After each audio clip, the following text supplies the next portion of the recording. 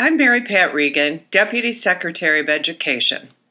At the Governor's Office of Early Childhood, we recognize that we are all going through some major changes in our routines. We have always believed that you are your children's best teacher, and now we're all getting to participate in our children's learning in ways we never could have imagined. What a great time for you and your child to learn and grow together. You are not just helping your child learn, you're creating wonderful memories for a lifetime. The Governor's Office of Early Childhood has partnered with Lakeshore to make this easier and fun for your family. Lakeshore is providing learning activities and materials for you to use at home. In addition, there is a video that explains how to use the resources and what your child will be learning while using it. Here at the Governor's Office of Early Childhood, we want to say thank you for staying healthy at home. We will get through this. We will get through this together. Enjoy the resources and make great memories for your family. From our families to yours, Team Kentucky.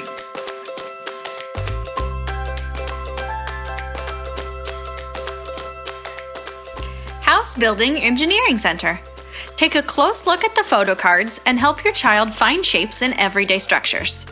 As they build with the pieces, have your child tell you which shapes they are using. Pick one photo card at a time and ask your child to copy what he sees on the card using the pieces in the bin. Ask your child to design and draw a plan for a building. Challenge him to create the building he drew. You can ask him to create the building where you live or other places in your neighborhood. If your child isn't ready to build structures with the pieces yet, have him practice trying to link the pieces together. This is an important foundational skill so they can build structures later on. Sequencing numbers 1 through 30 puzzles. As you put the puzzles together, practice labeling the numbers on the bottom of each piece. Count the pieces as you complete the puzzles. Make sure your child is touching a piece each time she says a number. This builds one-to-one correspondence, being able to match an object to a number. You can even pick a random piece from the puzzle and ask your child to tell you what number it is and what number comes next. This practices counting on, being able to continue counting without starting back at 1. Have your child draw the next section of the puzzle and what they think it would look like. Have them write the next set of numbers on the bottom. If your child isn't ready to complete the whole puzzle on his own, guide him by putting only 3 or 4 pieces in front of him at one time. This will help him focus and avoid being overwhelmed. Magnetic category sorting rods. As your child sorts which pieces belong in each category, label the objects pictured. Mix up all the pieces and ask your child to sort them onto the correct rods.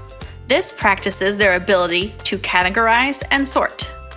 As your child sorts the pieces, ask them to explain why they belong in each category. This builds their critical thinking and language skills.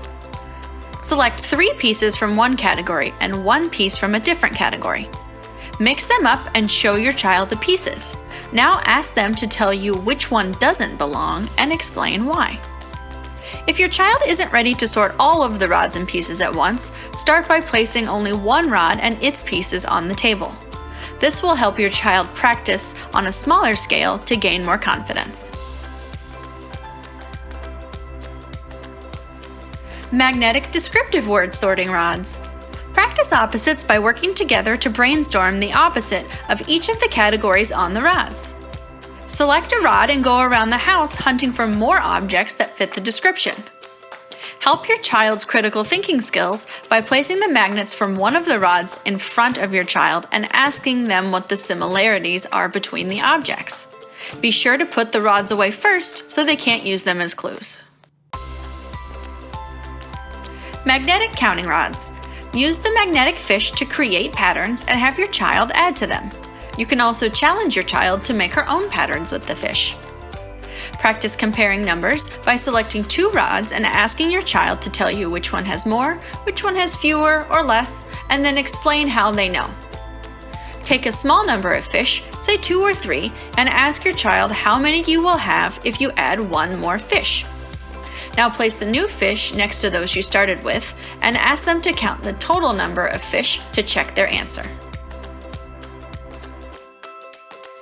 Life Science Picture Puzzles.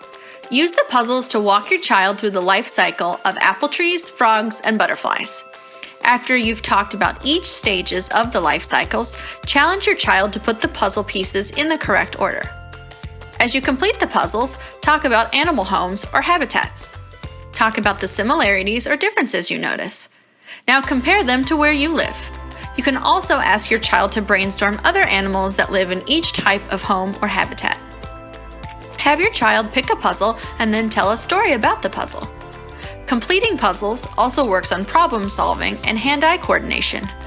As your child picks a piece and tries to turn and guide it into the correct place, they're learning both skills at once. Sight word flashcards. Sight words are words that a child can recognize immediately or in a few seconds. These are commonly used words that we can read without having to sound out or decode. The best way to learn sight words is through practice. Select a few cards at a time to practice. Show them to your child one at a time to see if they can read them quickly. You can time your child to see if they are able to read the cards you picked faster and faster over time. Another fun way to practice sight words is by going on a word hunt. Pick a sight word card and have your child find that word as many times as they can in books, magazines, or on packaging like a board game box. Continue building your child's language skills by selecting a sight word card and making a list of other words that rhyme with it. Work as a family to think of as many words as you can. You can then go back through the list together and circle all of the nonsense words. If your child isn't ready to read sight words yet, practice identifying letters on each card and the corresponding sounds that they make. It's okay to be different. Read this fun, colorful book together and talk about the differences between people and how those differences are what makes us each great. Work with your child and look at your reflections in a mirror. Now each of you draw yourself and then talk about the differences between the two of you. You can extend the activity by asking them to draw their friends as well. Talk about what makes your child an individual. For example, how he likes to read books, absolutely loves broccoli, and prefers playing outside. When you talk about differences and what makes your child an individual, you help grow his self-esteem.